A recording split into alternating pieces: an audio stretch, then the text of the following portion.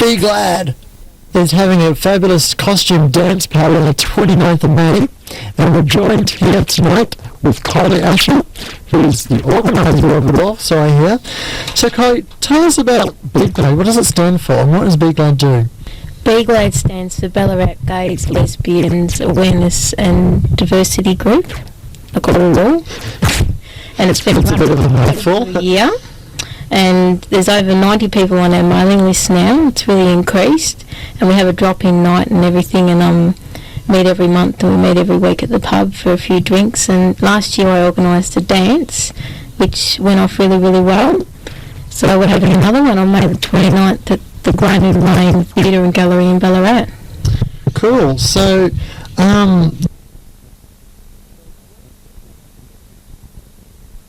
so what is the money being used for?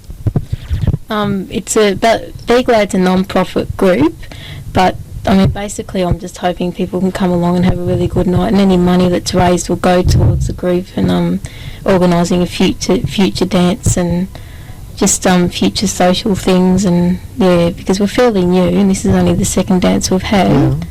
But we've got a drag show and a band and everything at this one as well, so there's going to be extra costs there. Yeah, of course. So tell us about the entertainment, like the outrageous fortunes.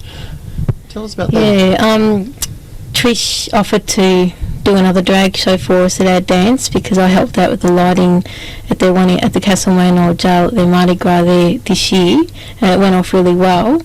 And he's been into show business for a long, long time, and so they're going to give it a shot. Yeah, because we really want to try and promote them around the area. We don't have a lot of that sort of stuff in Ballarat. And you have a band? Valley Rush, it's a group of women. They've only been going for about over 8 months. Because I've now passed the buck and turned that onto someone else because I'm just finding it too much organising it all. But I'm sure that people that come for the night will have a really good night. And the raffle's just an extra thing that we're chucking in. Yeah. Excellent. And you have a DJ there? DJ Trace? Yep. Trace has offered to do it for me for the night, and he's going to provide the lighting and everything for me as well. And I trust that he's going to give us a really good range of music. The people really enjoyed the music last year. It was just a range of music to the beat, basically, and we just did it ourselves. But he's got a lot of CDs, a big range, and... Any boot scooting, country, cotton picking, possibly tobacco chewing, gum spitting music? He's talked about people and women from Dalesford really liking things like Patsy Cline, like different people like different things. Yeah. So we just want to have a really good range for the people there. And totally eclectic. Yeah, yep. Cool, mate. Yep. Get some classical in there. So it's a fancy dress or formal party. So last year wasn't fancy dress at all, was it? No, I mean, people always had the option of doing that, but we've just put that in to try and encourage people to come in a costume. I know I'll probably be dressing up to disguise myself this time. But, it just adds a bit more fun to the night. Yeah, because with the drag show, I guess there'll be a couple of drag queens coming along, so... But it's very optional. Yeah. Oh, excellent. And a group of us from Bent TV are coming down. I have no idea. I went to Dalesford for Chile and I got lost. And I was circling around the town for an hour, so I have no idea how to get there. passed that way from Fitzroy and Loss, so how did we get there? Well, coming off the highway from Melbourne, it's just off the main street, which is Sturt Street. So you keep on going up Sturt Street, and I'm not sure off my head how many streets up it is. You get to Lydiard Street, then Armstrong Street, then Doveton Street, and it's on the right-hand side of Sturt Street. So you veer off to the right, and you won't miss the venue. There'll be music, and it's on the right-hand side of Doveton Street as you turn in. And so basically I've just got to listen for a whole bunch of queers, loud music and balloons everywhere, and then I won't get lost. Be glad. Fabulous costume dance party on the 29th of May. Doors open 8 o'clock. Be there or be straight.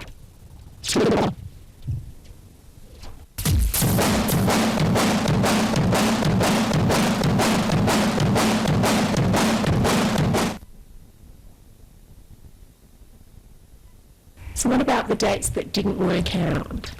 That was due to a number of factors, such as there wasn't the physical attraction or the personality. It's very hard to find someone that you're compatible with anywhere, for that matter, not only by advertising. That's right. Anywhere you meet.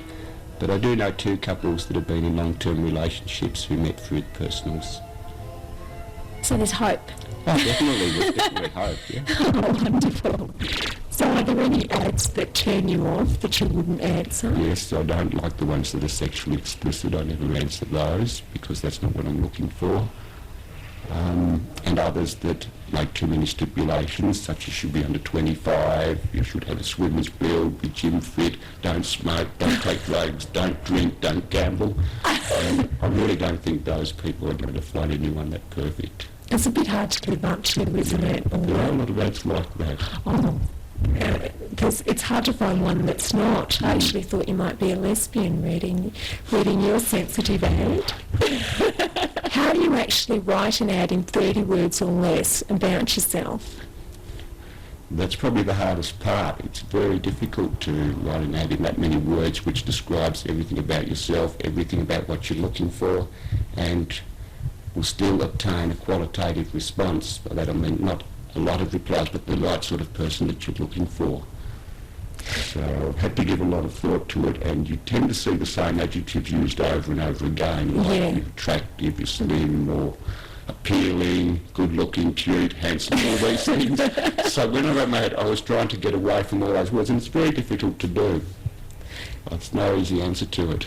I actually couldn't describe, I wouldn't be able to use positive adjectives. I think it's very hard to say positive things about yourself and actually put it out in a newspaper and say, well, look, I'm cute and slim. So I think that takes a lot of guts. Yeah, I think that's pretty amazing.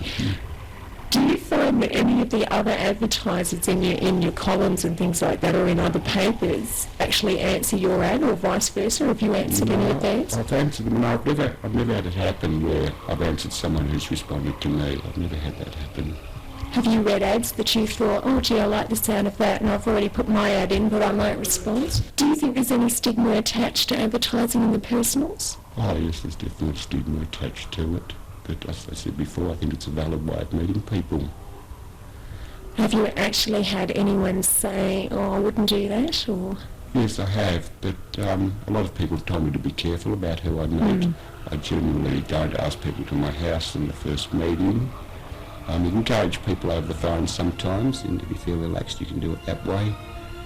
But I've never had what you'd call a really bad experience from anyone I've met. What are you looking for? Well, I'd like to find a lifetime partner, someone I'm compatible with, who can express themselves. And do you think you'll find it? I'm sure I'll find it eventually, you just have to keep trying. Well, I hope you do. We wish you all the luck in finding true love. Now, we've had an interesting twist and turn to this evening. Linton, would you like to introduce your special guest? Yes, this is Nick, who I've known about 6 or 7 years ago. And then we lost contact because he moved around all the time, didn't he? So, about 2 years ago, some friends of mine told me he died. He had been sick and in hospital. And I asked around, and quite a few people said, no, he's dead, he died. And I was upset at the time, as you remember, very upset about it. And for the last 2 years, I've been thinking this wonderful young man is no longer around, and it did disturb me. And 2 days ago, I had a message from I had a response And I recognised his voice straight away, and I rang him straight away, and it was him. And he wasn't dead at all. He's still here, as you can see. Nick, did you recognise Linton? From the... do you have a voicemail on yours, an actual voice? Yeah. Did you recognise his voice? Not at first. It was just his when he told me that his friend Donald had split. Then it all fit together like a jigsaw puzzle. Yeah. So then it clicked and you knew each other. Yeah, I rang him up straight away, and I went over there straight away. We couldn't wait to see each other. Oh, so this isn't the first night you've met up again? It was only 2 days ago. Yeah, this is the second night. This is the second date. Yeah. So where are you going tonight on your second date? We're just going out for dinner, that's all. We're going for a quiche. You're going for a quiche? Yeah. Real men eat quiche, yeah. And, sorry? What I want to say is, I think if I never placed this ad, I would have gone the rest of my life thinking that Nick wasn't around anymore, and it's the most wonderful thing that's ever happened, that's ever come out of placing an ad. Just the fact that he's still alive.